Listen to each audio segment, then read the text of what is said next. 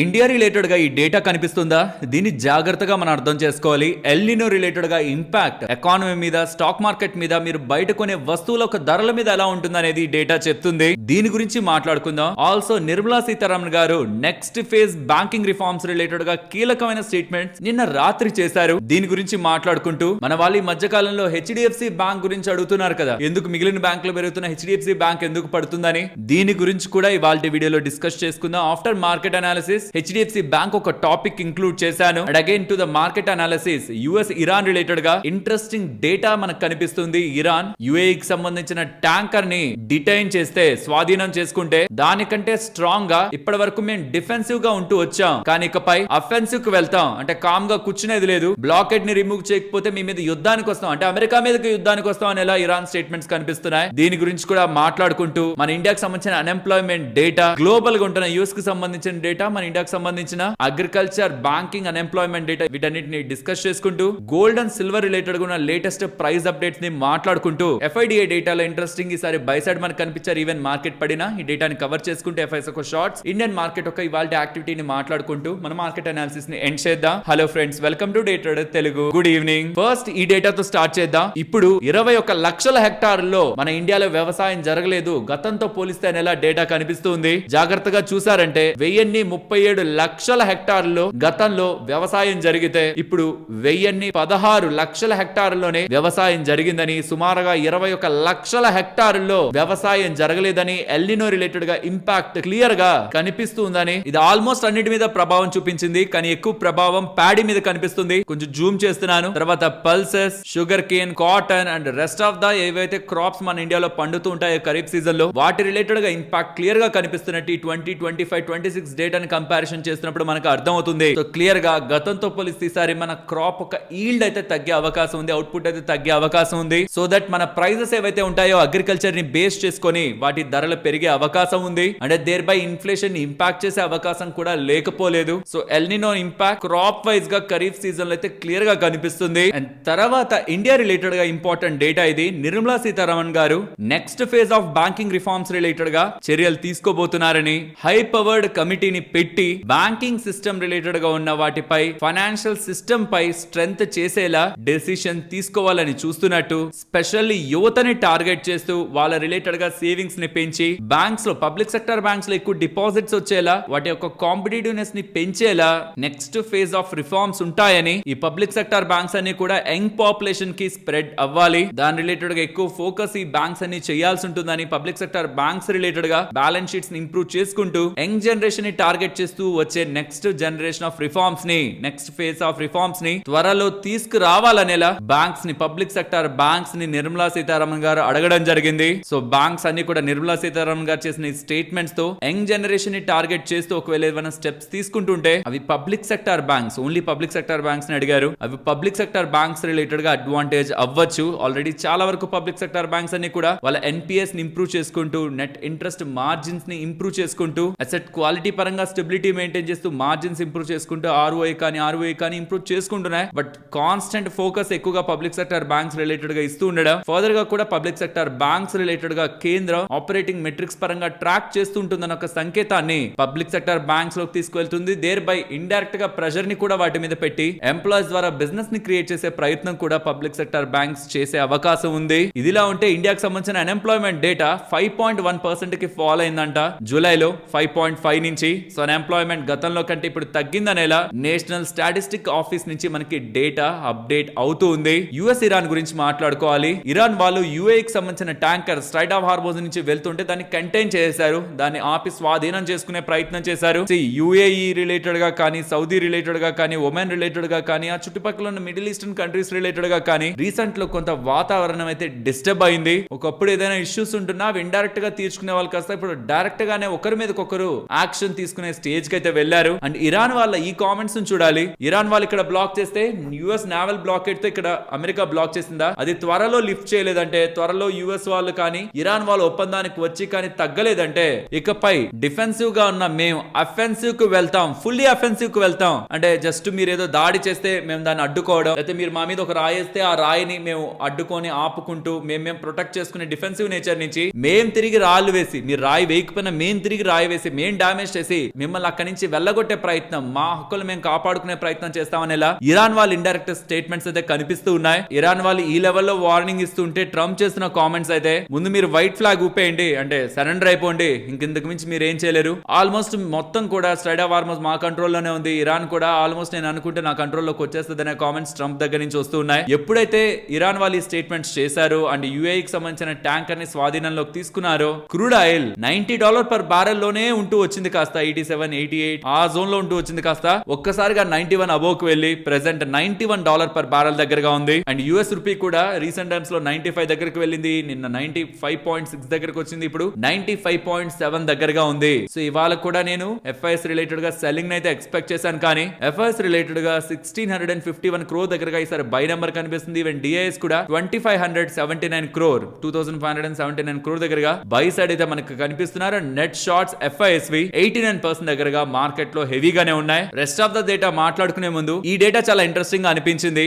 March 2026 నాటికి ఈ డేటాని మీరు చూసారంటే టోటల్ బ్యాంక్ డిపాజిట్స్ ఒక్కొక్క బ్యాంక్ లో ఎన్ని లక్షల కోట్లు బ్యాంక్ డిపాజిట్స్ ఉన్నాయి ఇక్కడ మీరు గమనించొచ్చు. అండ్ ఆ ఒక్కొక్క బ్యాంక్ కి ఎంతమంది కస్టమర్స్ ఉన్నారు, సో దట్ వాళ్ళ టోటల్ డిపాజిట్స్ ని కస్టమర్స్ తో డివైడ్ చేస్తే ఒక్కొక్క డిపాజిటర్ దగ్గర యావరేజ్ గా ఎంత డబ్బులు ఉంది. సో చాలా బ్యాంక్స్ లో యావరేజ్ గా డబ్బులు చాలా మంది దగ్గర లక్ష కంటే తక్కువ చాలా మంది దగ్గర ఉంది. 2.5 లక్ష మోస్ట్లీ 3 లక్షలు యావరేజ్ డిపాజిట్స్ అయితే మనకి కనిపిస్తున్నాయి. డేటా అంతా స్క్రీన్ మీద పెట్టి ఉంచాను మీకు. ఇక్కడ ఐసిఐసిఐ బ్యాంక్ రిలేటెడ్ గా డేటా కనిపించదు. యాక్చువల్లీ ఇండియాలో అది 3rd లార్జెస్ట్ బ్యాంక్. దాని రిలేటెడ్ గా డేటా కనిపించకపోవడానికి కారణం టోటల్ నెంబర్ ఆఫ్ కస్టమర్స్ ని వాళ్ళు ఎప్పుడు చెప్పలేదన్నమాట. ఆల్మోస్ట్ వాళ్ళ దగ్గర బ్యాంక్ లో మాత్రం 18,30,000 కోట్ల దగ్గరగా ఉంది. సో 3వ ప్లేస్ లో వస్తుంది, బిలో హెచ్డిఎఫ్సి బ్యాంక్ అయితే వస్తుంది. బట్ వాళ్ళ దగ్గర ఎంత మంది కస్టమర్స్ ఉన్నారని చెప్పే ప్రయత్నం అయితే వాళ్ళు చేయలేదు అఫీషియల్ గా. బట్ అన్అఫీషియల్ గా ఒక 9 కోట్ల మంది ఉంటారని ఇలా చాట్ జీపీటీ అయితే చెప్తుంది, కానీ అది అఫీషియల్ నెంబర్ కాదు. సో మన ఇండియన్ బ్యాంకింగ్ స్పేస్ ఒక యావరేజ్ డేటా ఇక్కడ మీకు స్క్రీన్ ముందు పెట్టాను. అండ్ మార్కెట్ రిలేటెడ్ గా జోన్ గతంలో మీరు గమనిస్తే 24,300 పైకి రాకముందు మార్కెట్ ని మీరు గమనిస్తే 23,700 నుంచి 24,200, 300 ఇన్ బిట్వీన్ తిరుగుతూ వచ్చేది. ఎప్పుడైతే 24,300 పైకి వెళ్ళిందో తర్వాత అక్కడే స్టెబిలైజ్ అయింది. పడుతున్నప్పుడు కూడా 24,300 చాలా వరకు టైం వరకు స్ట్రాంగ్ సపోర్ట్ గానే చూస్తూ మార్కెట్ వచ్చింది. కానీ నిన్న క్యాష్ రిలేటెడ్ గా ఇంపాక్ట్ తో క్లోజ్ అయింది దాని బిలో. ఇవాళ ఓపెనింగ్ నుంచి కూడా ఆ లెవెల్ బిలోనే మార్కెట్ సస్టైన్ అవుతూ వచ్చింది. సో మళ్ళీ ప్రీవియస్ రేంజ్ గైనా మార్కెట్ వెళ్తుంది అనేది నెక్స్ట్ 1-2 డేస్ ఈ జోన్ బిలోనే మార్కెట్ ఉంటే, గతంలో చాలా డేస్ కన్సాలిడేట్ అయ్యి బ్రేక్ అయిన లెవెల్ బిలో మార్కెట్ ఉంటున్నట్టు మార్కెట్ ని ఇలా కిందకి తీసుకురావడానికి యుఏఈ రిలేటెడ్ గా షిప్ ని ఇరాన్ వాళ్ళు కంటైన్ చేయడం, ఆల్సో ఖరీఫ్ రిలేటెడ్ గా మాన్సూన్స్ రిలేటెడ్ గా అగ్రికల్చర్ డేటా కూడా వీక్ గా వస్తుండడం, మార్కెట్ రిలేటెడ్ గా నెగిటివ్ గా ఉంటున్న concerns. And gold recent times లో కొంత పడి తర్వాత రికవర్ అయ్యి ఆల్మోస్ట్ రీసెంట్ టైమ్స్ లో ఎక్కడి నుంచి అయితే పడిందో అక్కడికి వచ్చేసే ప్రయత్నం అయితే చేసింది. కొంత కూల్ ఆఫ్ అయి కన్సాలిడేట్ అవుతుంది. సో రీసెంట్ లో ఏదైతే ట్రాక్షన్ రివర్స్ మనకి మళ్ళీ రికవర్ అయ్యే ప్రయత్నం ఏదైతే గోల్డ్ నుంచి సిల్వర్ నుంచి కనిపిస్తుందో, స్పెషల్లీ బంగారం సైడ్ నుంచి అది ప్రెసెంట్ అయితే ఇంటాక్ట్ గానే కనిపిస్తూ ఉంది. కానీ ఇక్కడ నుంచి క్రూడ్ ఆయిల్ మళ్ళీ పెరుగుతూ వెళ్తే, ఇంకా పెరుగుతూ వెళ్తే ఎలా రియాక్ట్ అవుతుంది అనేది మెయిన్ క్వశ్చన్. $100 అబోవ్ వెళ్తే, $100 per barrel above crude oil వెళ్తూ ఉంటే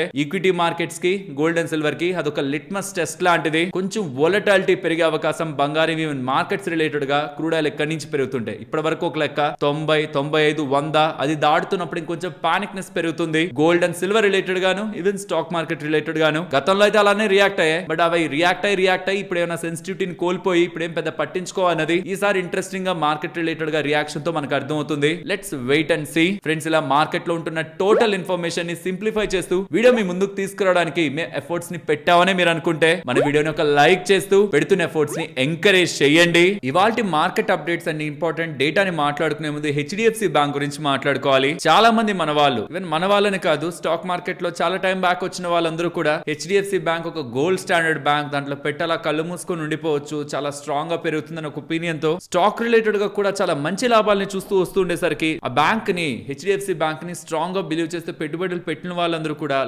గత కొద్ది సంవత్సరాలుగా, లాస్ట్ 5 సంవత్సరాల నుంచి చూసినా దాంట్లో మీకు పెద్దగా గ్రోత్ ఏం కనిపించదు. వెరాజ్ ఐసిఐసిఐ బ్యాంక్ దీనికి కాంపిటీటర్ అయిన బ్యాంక్ 110% పెరుగుంటది. హెచ్డిఎఫ్సి బ్యాంక్ ఒక 5-6% పడుంటుంది. ఏంటి ప్రాబ్లం? హెచ్డిఎఫ్సి బ్యాంక్ రిలేటెడ్ గా ఏం జరిగింది? రీసెంట్ నెంబర్స్ మరి అంత వర్స్ట్ ఏం లేవు. అసలు ఎక్కడ జరుగుతుంది ప్రాబ్లం ఎక్కడని మన వాళ్ళు లాస్ట్ ఫ్యూ డేస్ నుంచి అడుగుతున్నారు. వీడియో లెంత్ ఎక్కువైపోతుందని యాడ్ చేయట్లేదు, బట్ నిన్న చాలా స్ట్రాంగ్ గా కామెంట్ సెక్షన్ లో అడిగారు. ఇవాళ వీడియోలో మనం దాని గురించి కోర్ ప్రాబ్లమ్ ని మాట్లాడుకుందాం. బిజినెస్ ని నేను మాట్లాడను, హెచ్డిఎఫ్సి బ్యాంక్ ఏం బిజినెస్ చేస్తుంది, ఎలా డబ్బులు ఇవన్నీ వద్దు. కోర్ ప్రాబ్లం ఎక్కడి నుంచి వచ్చింది? July 1st, 2023 హెచ్డిఎఫ్సి ఎప్పుడైతే హెచ్డిఎఫ్సి బ్యాంక్ లో మర్జర్ చేశారో చాలా థింగ్స్ మారిపోయాయి. నెట్ ఇంట్రెస్ట్ మార్జిన్ మారిపోయింది, loan to deposit deposit ratio మారిపోయింది. వీళ్ళ డిపాజిట్స్ అండ్ అడ్వాన్సెస్ ఒక గ్రోత్ రేషియో అండ్ ఆ మెట్రిక్స్ మారాయి. దాంతో రెస్ట్ ఆఫ్ ద మెట్రిక్స్ అన్ని కూడా స్లోగా one by one quarter to quarter మారుతూ వచ్చాయి. ఇంటెన్షనల్ గా హెచ్డిఎఫ్సి బ్యాంక్ బిజినెస్ స్లో చేసుకునే వరకు వెళ్ళిందనమాట. బిజినెస్ ఓన్ బ్యాంక్ ఎందుకు స్లో డౌన్ చేసుకుంటుంది, దీని గురించి మాట్లాడుకుందాం. ఇది రీసెంట్ టైమ్స్ లో వచ్చిన డేటా. ఇందులో మీరు గమనించారంటే రెస్ట్ ఆఫ్ ద బ్యాంక్స్ అన్నిటి రిలేటెడ్ గా ప్రాఫిట్ గ్రోత్ బానే ఉంటుంది, కానీ హెచ్డిఎఫ్సి బ్యాంక్ రిలేటెడ్ గా మాత్రం 5% ప్రాఫిట్ గ్రోత్ ఉంటుంది. అండ్ పర్టికులర్ గా ప్రైవేట్ సెక్టర్ బ్యాంకింగ్ స్పేస్ లో స్ట్రాంగ్ కమాండ్ చేస్తూ నెట్ ఇంట్రెస్ట్ మార్జిన్ మెయింటైన్ చేసిన వీళ్ళు ఇప్పుడు లోయెస్ట్ నెట్ ఇంట్రెస్ట్ మార్జిన్ 3.26 ని మెయింటైన్ చేస్తున్నారు. అసెట్ క్వాలిటీలో మీకు ఏం పెద్దగా డిటోరియేషన్ కనిపించదు. ప్రాబ్లం అంతా ఏంటో చెప్తాను చూడండి. ఈవెన్ కమింగ్ టైమ్స్ లో మీరు నెంబర్స్ ని ట్రాక్ చేస్తున్నా మీరు గమనించాల్సింది నెట్ ఇంట్రెస్ట్ మార్జిన్,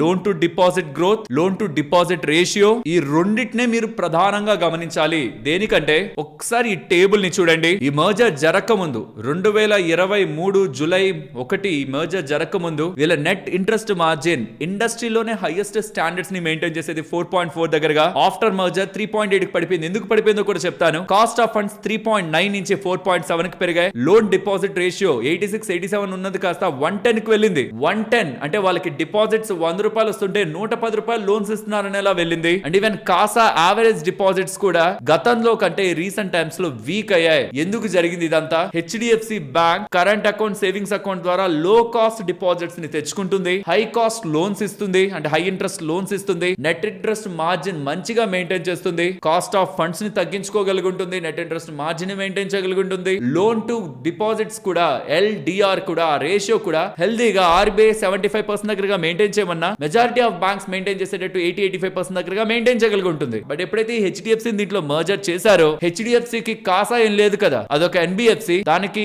ఆ ఎన్బిఎఫ్సి కి current account, savings account, deposits ఏం కాదు. వాళ్ళ కాస్ట్ ఆఫ్ ఫండ్స్ అన్ని కూడా ఎక్కువే ఉంటాయి. సో ఆటోమేటిక్ గా దీంట్లోకి వచ్చేసరికి హెచ్డిఎఫ్సి బ్యాంక్ లోకి వచ్చేసరికి కాస్ట్ ఆఫ్ ఫండ్స్ పెరిగింది. నెట్ ఇంట్రెస్ట్ మార్జిన్ మంచిదిగా ఉన్నది కాస్త తగ్గింది. కాస్ట్ ఆఫ్ ఫండ్స్ పెరిగినప్పుడు ఇచ్చే loans away cost of funds పెరిగినప్పుడు ఆటోమేటిక్ గా నెట్ ఇంట్రెస్ట్ మార్జిన్ తగ్గుతూ లోన్ టు డిపాజిట్ రేషియో కూడా అవన్నీ కూడా ఎన్బిఎఫ్సి రిలేటెడ్ గా వచ్చినవన్నీ కూడా వీళ్ళకి హౌసింగ్ రిలేటెడ్ లోన్స్ అన్ని వస్తుండడం, డిపాజిట్స్ వచ్చే రేషియో కంటే లోన్స్ ఎక్కువగా వీళ్ళ బుక్స్ లో పెరిగిపోతుండడం 110 కి రీచ్ అయిందంటే ఎల్డిఆర్ ఇంటెన్షనల్ గా వాళ్ళు ఆఫ్టర్ మర్జర్ బ్యాంక్ రిలేటెడ్ గా గ్రోత్ ని స్లో డౌన్ చేసుకోవడం తప్పితే, అంటే లోన్స్ ఎక్కువ ఇష్యూ చేయడం కొంచెం తగ్గించడం తప్పితే ఇంకొక ఆప్షన్ లేకుండా పోయింది. ఎల్డిఆర్ ఎప్పుడైతే 110 దాటేస్తుందో వాళ్ళకి రెండే ఆప్షన్స్, భారీ మొత్తంలో డిపాజిట్స్ నైనా పట్టుకురావాలి, ఆ లోన్స్ ఇవ్వడానికి తగ్గించాలి. వీళ్ళు సెకండ్ ఆప్షన్ చూస్ చేసుకున్నారు. Business growth or business momentum slow down అయింది. ఆఫ్టర్ ఈ మెర్జర్ తర్వాత నెట్ ఇంట్రెస్ట్ మార్జిన్ కూడా వీక్ అయ్యి కాస్ట్ ఆఫ్ ఫండ్స్ పెరుగుదాం, ఇవన్నీ కూడా నెంబర్స్ లో కాన్స్టెంట్ గా ఓవర్ ద క్వార్టర్స్ రిఫ్లెక్ట్ అవుతూ వచ్చేసరికి అడపాదడపా మనకి బ్యాంక్ కొంత పెరగాలని ప్రయత్నిస్తున్నా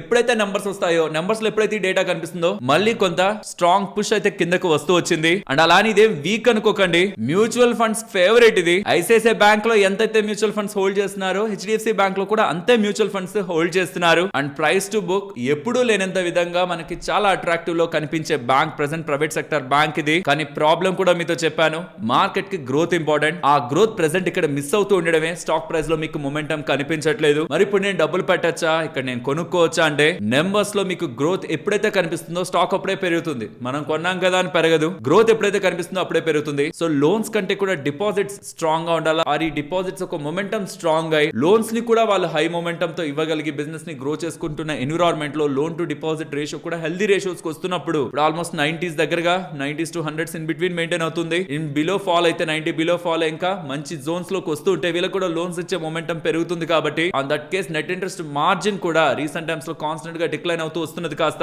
ఇంప్రూవ్ అవుతున్న టైంలోనే మీకు స్టాక్ ఒక ధర కూడా పెరుగుతుంది. ఇది మీకు నెంబర్స్ ని ట్రాక్ చేస్తూ వస్తేనే అర్థమవుతుంది. ఐసిఐసిఐ బ్యాంక్ ఎందుకు అంత పెరిగింది, ఎందుకు హెచ్డిఎఫ్సి బ్యాంక్ పెరగలేదంటే ఆ రెండింటి వాల్యుయేషన్ కంపారిజన్ ఇక్కడ మీకు పెడుతున్నాను. Return on assets, return on equity, net interest margin, LDR, loan deposit ratio, ఇవన్నిటిని మీరు ట్రాక్ చేశారంటే ఎందుకు అక్కడ ఇంకా మార్జిన్ ఆఫ్ కంఫర్ట్ ఉంది, ఐసిఐసిఐ బ్యాంక్ ఎందుకు పెరుగుతుంది కంపేర్డ్ విత్ హెచ్డిఎఫ్సి బ్యాంక్ అనేది అర్థమవుతుంది. సో ఎవరైనా జస్ట్ అట్రాక్టివ్ అని పెడుతుంటే గుర్తుంచుకోండి, నెంబర్స్ లో మనకి డేటా రిఫ్లెక్ట్ అవ్వాలి. రిఫ్లెక్ట్ అయినప్పుడే మనకి స్టాక్ ప్రైస్ లో ఆ మొమెంటం కనిపిస్తుంది. ఇన్ఫాక్ట్ ఈ ముందే మొమెంటం కనిపించిన అదే సస్టైన్ అవ్వాలన్నా నెంబర్స్ లో ఆ స్టెబిలిటీ కనిపించాలి. ప్రాబ్లం ఏంటో మనకు తెలుసు. నేనైతే కాన్స్టెంట్ గా నెంబర్స్ ని ట్రాక్ చేస్తూ వస్తున్నాను. ఏదైనా మంచి ఇంప్రూవ్మెంట్ ఉంటే మన వాళ్ళతో మాట్లాడాలని. నాకైతే రీసెంట్ నెంబర్స్ లో కొంత చేంజ్ అయితే కనిపించింది, కానీ అది స్టాక్ ధరని ఇంపాక్ట్ చేసేంత స్ట్రాంగ్ అండ్ సిగ్నిఫికెంట్ గా అయితే లేదు. ఇఫ్ ఇన్ కేస్ నెంబర్స్ లో నాకు అలాంటి స్ట్రాంగ్ పాజిటివ్ సైన్స్ కనిపిస్తే నేను దాని రిలేటెడ్ గా డేటాని మీకు షేర్ చేస్తాను. ఫ్రెండ్స్, ఇలాంటి ఇంపార్టెంట్ డేటాని సింప్లిఫై చేస్తూ కంటెంట్ మీ ముందుకు తీసుకురావడానికి ఎఫర్ట్స్ ని పెట్టామని మీరు అనుకుంటే మన వీడియోని ఒక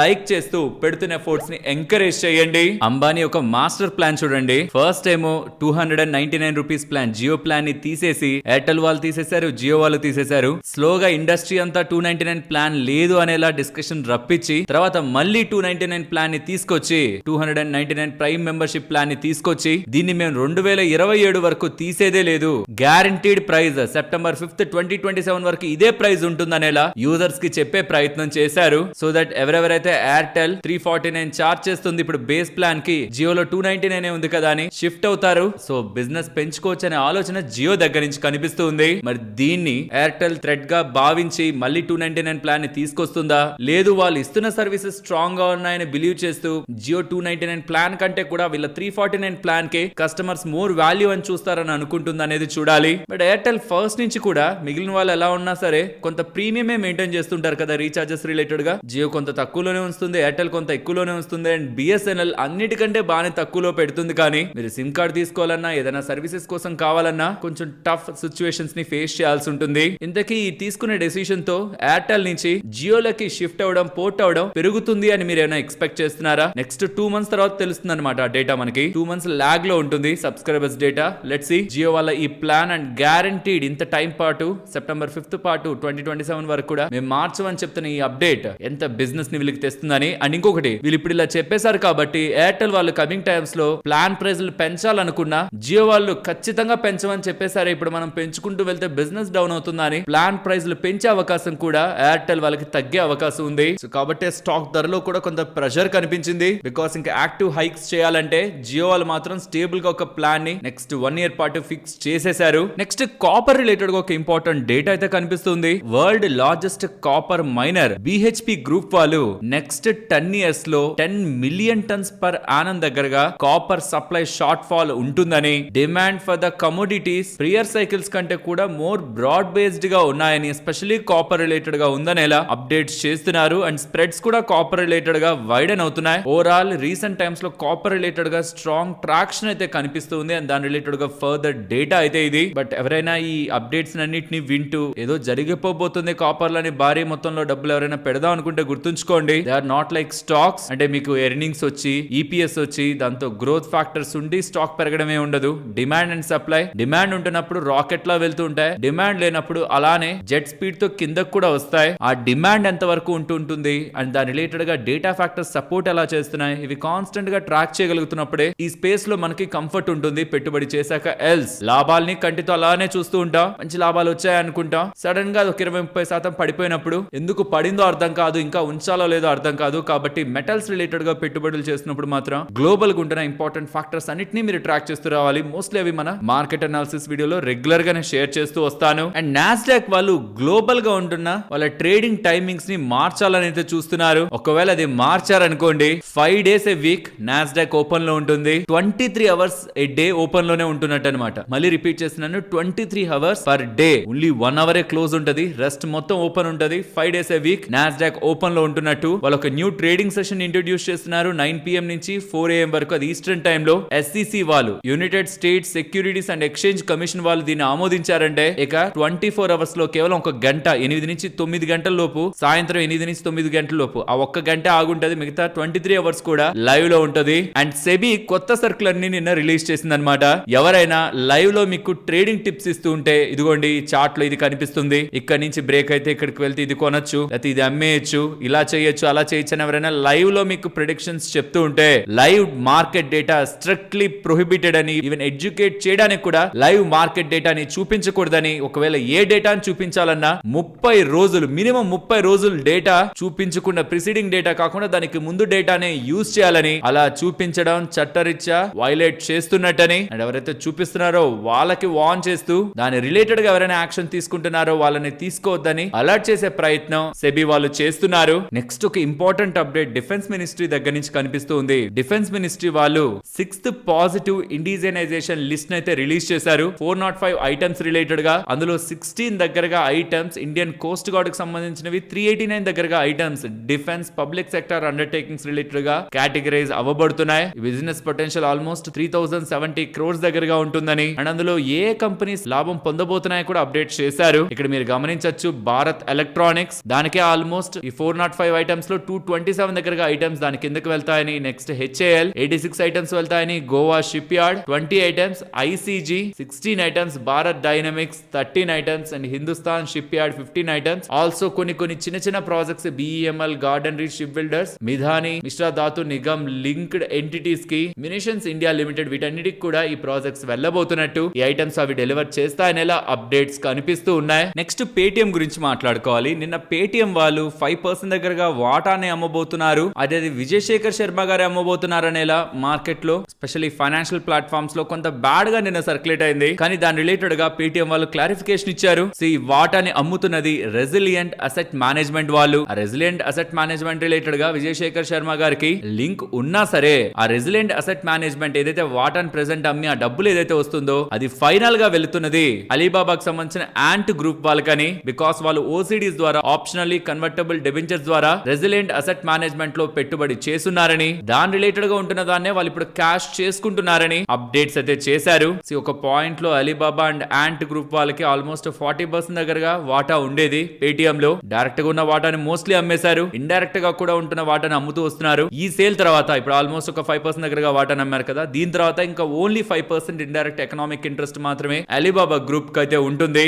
entire stake sale current market price నుంచి 2.9% డిస్కౌంట్ లో జరిగింది. Floor price 1535 rupees 10 paise per share లెక్కన జరిగింది. అండ్ ఇది బ్లాక్ విండోలో అయితే ఎగ్జిక్యూట్ అయ్యింది. నెక్స్ట్ ఎస్పీఆర్ ఆటో టెక్ గురించి మాట్లాడుకోవాలి. వీళ్ళు QIP ని లాంచ్ చేశారు 1000 crores రిలేటెడ్ గా. గతంలో ఉన్న ప్రైస్ తో పోలిస్తే, అంటే లాస్ట్ క్లోజింగ్ ప్రైస్ తో పోలిస్తే వీళ్ళు 5% దగ్గరగా డిస్కౌంట్ లో ఈ QIP ని అయితే లాంచ్ చేస్తున్నారు. దీంతో స్టాక్ ఇవాళ స్టార్టింగ్ పాయింట్ లో కొంత పడినట్లే పడినా మళ్ళీ రికవర్ అయితే అయ్యింది. QIP అంటే కొత్తగా షేర్స్ ని ఇష్యూ చేసి పెద్ద ఇన్వెస్టర్స్ కి ఇవ్వడం కాబట్టి ఈ పాయింట్ లో కూడా కొంటున్నారంటే, ఈవెన్ 5% డిస్కౌంట్ లో కొంటున్నా సరే ఈ పాయింట్ లో కూడా ఇన్వెస్టర్స్ మోర్ వాల్యూ చూస్తున్నారనేది మార్కెట్ కి వెళ్తూ ఉంటుంది. ఈవెన్ నెట్ వెబ్ వాళ్ళు కూడా 1200 crore QIP ని అయితే లాంచ్ చేస్తున్నారు. ఇండికేటివ్ ప్రైస్ వాళ్ళైతే 10% దగ్గరగా డిస్కౌంట్ పెడుతున్నారు నిన్నటి క్లోజింగ్ ప్రైస్ తో కంపేర్ చేస్తే. అండ్ దాని ద్వారా 1200 crores నెట్ వెబ్ వాళ్ళు రైజ్ చేస్తారని, బిజినెస్ కి యూజ్ చేస్తారని అప్డేట్స్ కనిపిస్తూ ఉన్నాయి. నెక్స్ట్ మణిపాల్ హెల్త్ గురించి మాట్లాడుకోవాలి. వీళ్ళు Kinder women's hospital and fertility centre ని 130 crore పెట్టి కొంటున్నారు. ఎంటైర్ బిజినెస్ అనమాట. Women hospital and fertility centres కి రీసెంట్ టైమ్స్ లో డిమాండ్ పెరుగుతుంది కదా, దీని రిలేటెడ్ గా మణిపాల్ హెల్త్ ఒక ఎక్విజిషన్ కూడా బిజినెస్ ని ఇంక్రీజ్ చేస్తుందని ఎలా అప్డేట్స్ కనిపిస్తున్నాయి. నెక్స్ట్ సిగ్మా అడ్వాన్స్డ్ సిస్టమ్స్ గురించి మాట్లాడుకోవాలి. వాళ్ళ స్టాక్ బాగా పెరిగి అప్పర్ సర్క్యూట్ లో క్లోజ్ అయిందా? కారణం వీళ్ళకి ఎగ్జాక్ట్లీ వీళ్ళకే కాదు, వీళ్ళు ఒక కన్సార్టియం ని ఫామ్ చేశారు ఇంద్రజాల్ వాళ్ళతో. వీళ్ళిద్దరికి కలిపి 145 crore విలువ చేసే ఆర్డర్ లభించిందని ఎక్స్చేంజెస్ కి అప్డేట్ చేస్తున్నారు. ఆల్సో ఇంకొక 10 crore అడిషనల్ ఆర్డర్ కూడా లభించినట్లు చెప్తున్నారు. దేని రిలేటెడ్ గా వచ్చిన order? Anti drone order. So ఇండియాకి సంబంధించిన first purpose build anti drone patrol vehicles ని వీళ్ళు డెవలప్ చేసి గవర్నమెంట్ ఆఫ్ ఇండియాకి అందించబోతున్నట్టు. సో దట్ ఈ వెహికల్స్ డ్రోన్స్ రిలేటెడ్ గా detect, track, identify and counter drones ని కూడా వైల్ మూవింగ్ వర్క్ చేయగలవని. ఇది బార్డర్ విలేజెస్ లో VVIPs కోసం, VVIP రూట్స్ లో, public events and critical infrastructure లేని చోట మరి కావాల్సిన దగ్గర ఇవి వాటి సేవలను అందించగలవనేలా సిగ్మా అడ్వాన్స్డ్ సిస్టమ్స్ వాళ్ళు చెప్తున్నారు. నెక్స్ట్ GMR ఎయిర్పోర్ట్స్ గురించి మాట్లాడుకోవాలి. GMR ఎయిర్పోర్ట్స్ వాళ్ళు భోగాపురం ఎయిర్పోర్ట్స్ ని మేనేజ్ చేయబోతున్నట్లు మనకు తెలుసు కదా, దాని రిలేటెడ్ గా ఆపరేషన్స్ స్టార్ట్ అయ్యాయని. స్టార్టింగ్ తోనే ఒక 6 million ప్యాసింజర్స్ పర్ యానం వీళ్ళ రిలేటెడ్ గా బిజినెస్ లోకి యాడ్ చేసుకోబోతున్నట్టు. మీన్స్ ఈ భోగాపురం ఎయిర్పోర్ట్ ద్వారా 6 million passengers per annum through ఆ ఎయిర్పోర్ట్ మూవ్ అవుతారని. ఇందులో భాగంగా first flight of the day IndiGo flight Hyderabad నుంచి విశాఖపట్నం కి అరైవల్ దాంట్లో వచ్చిందని, అండ్ డిపార్చర్ లో విశాఖపట్నం టు హైదరాబాద్ వెళ్ళిందని అప్డేట్స్ చేస్తూ, దీంతో వీళ్ళ టోటల్ ప్యాసింజర్స్ హ్యాండిలింగ్ 150 million కి వెళ్ళినట్లు అప్డేట్ అయితే చేశారు. సీగల్ వాళ్ళు ఉన్నారా, వాళ్ళు జాయింట్ వెంచర్ తో 2149 crores విలువ చేసే orders ministry of road transport and highways వాళ్ళ దగ్గర నుంచి గెలుచుకున్నారని. అండ్ ఆ జాయింట్ వెంచర్ లో సీగల్ ఇండియా వాళ్ళకి 74% దగ్గరగా వాటా ఉంటున్నట్టు. ఎంటైర్ ఈ ప్రాజెక్ట్స్ ని అరుణాచల్ ప్రదేశ్ లో ఎగ్జిక్యూట్ చేస్తారని. 36 to 48 months కన్స్ట్రక్షన్ పడుతుంది. దాని తర్వాత 5 years మెయింటెనెన్స్ కూడా వీళ్ళ అండర్ లోనే ఉంటుందనేలా సీగల్ ఇండియా వాళ్ళు అప్డేట్ చేశారు. నెక్స్ట్ రిఫెక్స్ ఇండస్ట్రీస్ రిలేటెడ్ గా కొంత ఇంట్రెస్టింగ్ డెవలప్మెంట్స్ జరుగుతున్నాయి. రిఫెక్స్ ఇండస్ట్రీస్ వాళ్ళకి 27 crore 48 lakhs విలువ చేసే ash transport contract government road projects related గా Maharatna central PSU power producer దగ్గర నుంచి లభించిందని. నెక్స్ట్ 12 months లో దీన్ని ఎగ్జిక్యూట్ చేస్తారని చెప్తున్నారు. అండ్ రీసెంట్ టైమ్స్ లో ఇతర ఆర్డర్స్ కూడా ఇన్ ద సేమ్ స్పేస్ వీళ్ళు గెలుచుకుంటున్నారు. అండ్ గోల్డియం ఇంటర్నేషనల్ వాళ్ళకి 50 crores విలువ చేసే US export order lab grown diamond jewellery related గా లభించిందని. November 30, 2026 లోపు ఈ ఆర్డర్స్ ని ఎగ్జిక్యూట్ చేస్తారన్నట్లు అప్డేట్స్ చేశారు. నెక్స్ట్ రీసెంట్లీ లిస్ట్ అయిన అయిన ఇండో ఎంఐఎం కంపెనీ గురించి మాట్లాడుకోవాలి. నెంబర్స్ ని పోస్ట్ చేశారు. రెవెన్యూస్ ఇయర్ ఆన్ ఇయర్ లో 9%, క్వార్టర్ ఆన్ క్వార్టర్ లో 16% గ్రో అయింది. కానీ మార్జిన్స్ లో బ్యూటీ కనిపిస్తుంది. 29% ఇయర్ ఆన్ ఇయర్ అంటే లాస్ట్ ఇయర్ సేమ్ క్వార్టర్ లో 29% ఉంటే ఈసారి 33% ఆపరేటింగ్ మార్జిన్స్ కనిపించడం కారణంగా ప్రాఫిట్స్ 32% గ్రో అయ్యాయి. క్వార్టర్ ఆన్ క్వార్టర్ లో అయితే ఏకంగా 73% జంప్ అయ్యాయి. అండ్ రీసెంట్ టైమ్స్ లో ఐపీఓ వచ్చి మార్కెట్ లోకి వచ్చింది. అండ్ అక్కడి నుంచి చూస్తే ఆల్మోస్ట్ ఒక 35% దగ్గరగా కంపెనీ పెరిగినట్టు. ఐపీఓ ప్రైస్ 485, లిస్ట్ అయింది 700 దగ్గర, ఇప్పుడేమో 950 దగ్గరగా ఉంది. వీళ్ళు ప్రెసిషన్ ఇంజనీర్డ్ కాంపోనెంట్స్ ని మేక్ చేస్తూ ఉంటారు. ఆల్మోస్ట్ ఒక 6.8% దగ్గరగా మార్కెట్ షేర్ ఈ పర్టికులర్ స్పేస్ లో వీళ్ళకుంది. ఇది ఒక high entry barrier and customer qualification requirement ఉంటున్న స్పేస్. సరే మరి నేను ఉంటాను మరొక ఇంట్రెస్టింగ్ వీడియోతో మళ్ళీ మీ ముందుకు వస్తాను. అంతవరకు టేక్ కేర్, జై హింద్.